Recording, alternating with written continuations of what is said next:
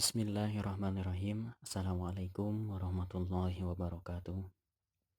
Teman-teman kaum muslimin wal muslimat yang senantiasa selalu mengharapkan keridhaan dari Allah Subhanahu wa taala.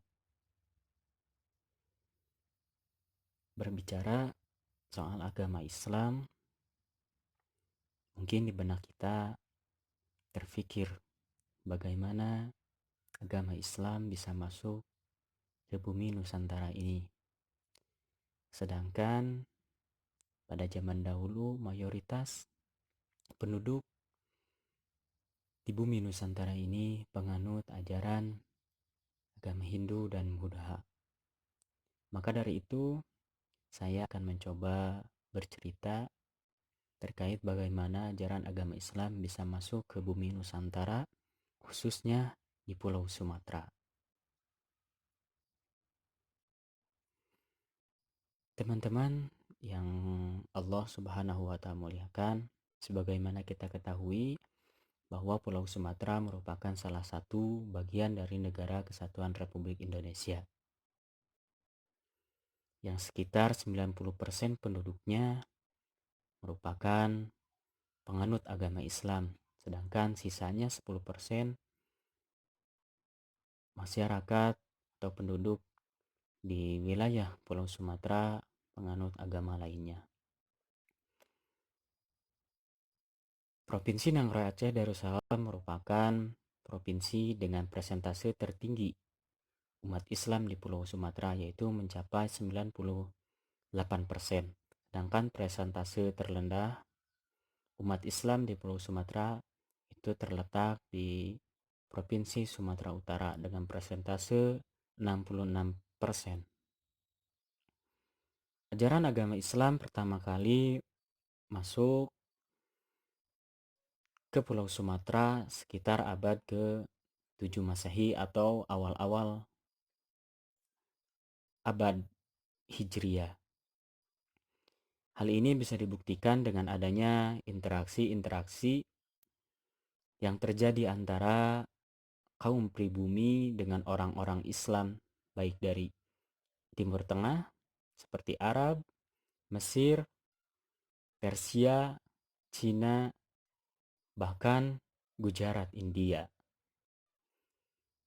Untuk membuktikan hal itu, banyak sekali berita yang mengungkapkan bahwa Islam pertama kali ada di tanah Sumatera itu pada abad ke-7 telah ditemukan batu nisan atas nama Sultan Malikus Saleh yang merupakan Sultan pertama Kerajaan Samudra Pasai.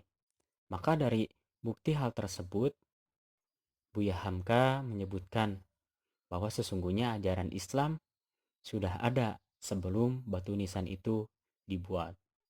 Kemudian ada pendapat-pendapat lainnya yang mengatakan bahwa ajaran Islam sesungguhnya itu masuk ke Pulau Sumatera sekitar abad ke-12, yaitu seperti berita Marco Polo, berita dari Cina zaman dinasti Tang, kemudian Ibnu Battuta. Mereka mengungkapkan bahwa ajaran Islam masuk ke Pulau Sumatera itu pada abad ke-12.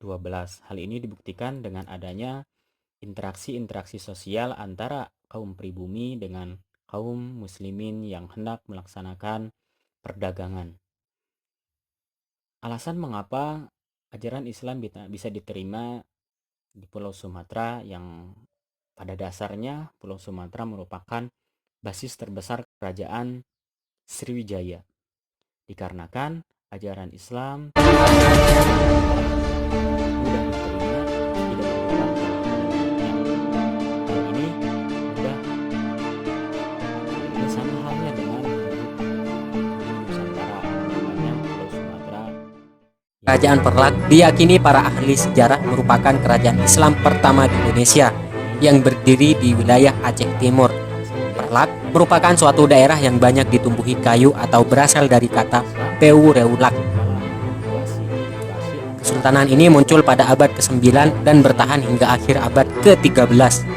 Terdapat bukti-bukti yang menunjukkan eksistensi Indonesia pada waktu itu. ada beberapa kerajaan yang bercorak dengan Hindu dan Buddha. Di Nusantara tidak hanya kerajaan Hindu Buddha saja, melainkan ada juga yang berdiri dari kerajaan Islam. Tentu saja kerajaan Islam pertama memiliki sejarahnya sendiri. Oleh karena itu, salah satu buktinya adalah dengan berdirinya kerajaan Samudra Pasai. Dalam kerajaan Samudra Pasai yang didirikan oleh Sultan Malik As-Soleh, banyak sekali bukti yang bisa kita ketahui. 840 Masehi sebagai Kesultanan Islam pertama di Nusantara. Setelah berhasil mendirikan Kesultanan Perlak, ia memperoleh gelar Sultan Aliuddin Syed Maulana Abdul Aziz Syekh. Itulah sejarah kerajaan Islam pertama di Indonesia. Yang dibuat oleh Sultan kedua kerajaan Samudra Pasai, yaitu Sultan Muhammad Malikuz Zahir. Kemudian selain stempel itu ditemukan juga mata uang dirham yang pada masa kerajaan Samudra Pasai, mata uang dirham merupakan mata uang utama kerajaan. Mata uang dirham yang ditemukan di kerajaan Samudra Pasai terbuat dari 70% emas murni dengan kadar keemasan 18 karat dengan tulisan Muhammad Al-Zahir di sisi lain mata uang dirham tersebut. Kemudian ada satu lagi kerajaan Islam yang sangat berpengaruh atas penyebaran Islam di Pulau Sumatera. Ibnu Battuta telah menjumpai kerajaan-kerajaan Islam di Nusantara dengan segala kebesaran dan kemakmurannya, yang kemudian catatannya menjadi bukti bagi pencari jejak petunjuk. Masjid Raya Baitur Rahman merupakan bangunan Kesultanan Aceh yang didirikan oleh Sultan Iskandar Muda, tepatnya pada tahun 1022 Hijriah.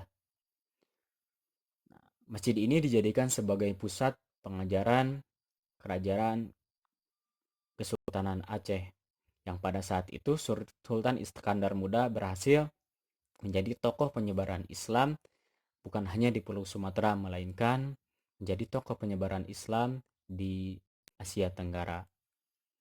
Kemudian yang lainnya yang menjadi bukti bahwa ajaran Islam telah berkembang di Pulau Sumatera adalah dengan ditemukannya meriam Sri Rambai, yaitu meriam yang menjadi bukti kejayaan Kesultanan Aceh. Meriam ini ditetapkan menghadap ke laut benteng Cornwallis, Penang, Malaysia. Meriam ini merupakan senjata kebanggaan Kesultanan Aceh yang dibuat oleh teknisi dari Kesultanan Turki Ottoman. Selain itu,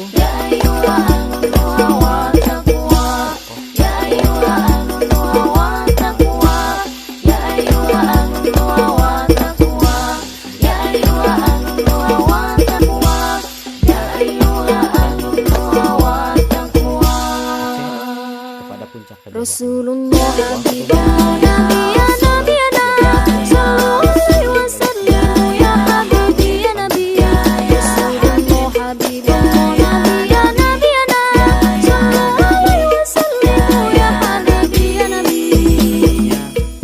tahun 1026 Hijriah sampai 1111 Hijriah. Syekh Burhanuddin merupakan seorang ulama yang menyebarkan syariat Islam di wilayah Sumatera Barat.